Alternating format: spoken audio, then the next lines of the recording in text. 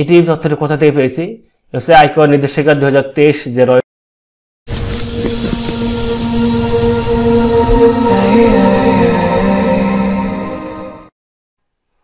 আসসালামু আলাইকুম সম্মানিত ভিউয়ার্স, আশা করি ভালো আছেন, সুস্থ আছেন।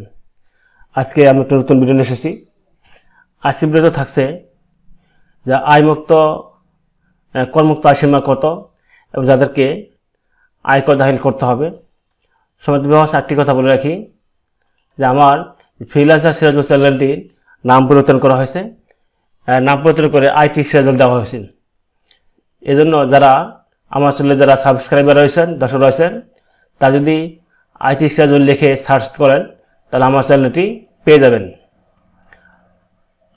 সম্মানিত ভিউয়ার্স, তাহলে এখন আমি যেটিতে লিখে দেব যে এটা হচ্ছে করযোগ্য আয়ের ভিত্তিতে যাদেরকে রিটার্ন দাখিল করতে হবে।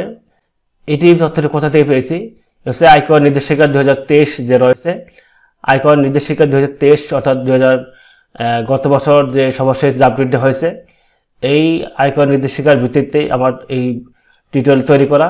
এখানে বলা হয়েছে যে করমুক্ত আয়ের ভিত্তিতে যাদেরকে রিটার্ন দাখিল করতে হবে, করমুক্ত আয়ের ভিত্তিতে যাদেরকে রিটার্ন দাখিল করতে হবে।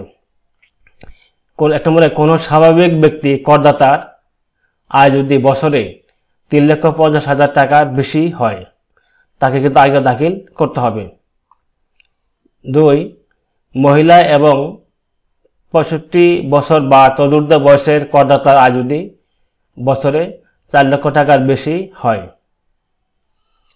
আর 3 নম্বর হচ্ছে তৃতীয় লিঙ্গের করদাতা এবং প্রতিবন্ধী স্বাভাবিক করদাতার আয় যদি বছরে 4,75,000 টাকা বেশি হয় তাকে আয়ের ভিত্তিতে কর দাখিল করতে হবে, রিটার্ন দাখিল করতে হবে। 4, গেজেটভুক্ত যোদ্ধা হত্যা মুক্তিযোদ্ধার করদাতার আয় যদি বছরে 5 লক্ষ টাকা বেশি হয় তাদেরকে করযোগ্য আয়ের ভিত্তিতে তাদেরকে রিটার্ন দাখিল করতে হবে। সম্মানিত ভিউয়ার্স, আজকে আপনারা জানলেন যে কোন পর্যায়ের আয় থাকলে কাদের জন্য কত টাকা আয় থাকলে তাদেরকে রিটার্ন দাখিল করতে হবে। এই ধরনের তথ্য যদি আপনারা পেয়ে চান, যদি তথ্য জানতে চান আয়কর সম্পর্কে, তাহলে আমি এই চ্যানেলে নিয়মিতই আপলোড করব। ইতিমধ্যেই আমরা আয়করের মাসে চলে এসেছি। আয়কর অনলাইনে দ্রুতই চালু হয়ে যাবে এবং অফলাইনে চলে আসছে। যদি এই ভিডিওটি দ্বারা আপনাদের সামনে কাজে আসে, উপকার আসে, অনুগ্রহপূর্বক আমার চ্যানেলটি সাবস্ক্রাইব করে পাশে থাকবেন এবং ভিডিওটিতে একটি লাইক দিবেন। ভিডিওটি এতক্ষণ দেখার জন্য আন্তরিক ধন্যবাদ।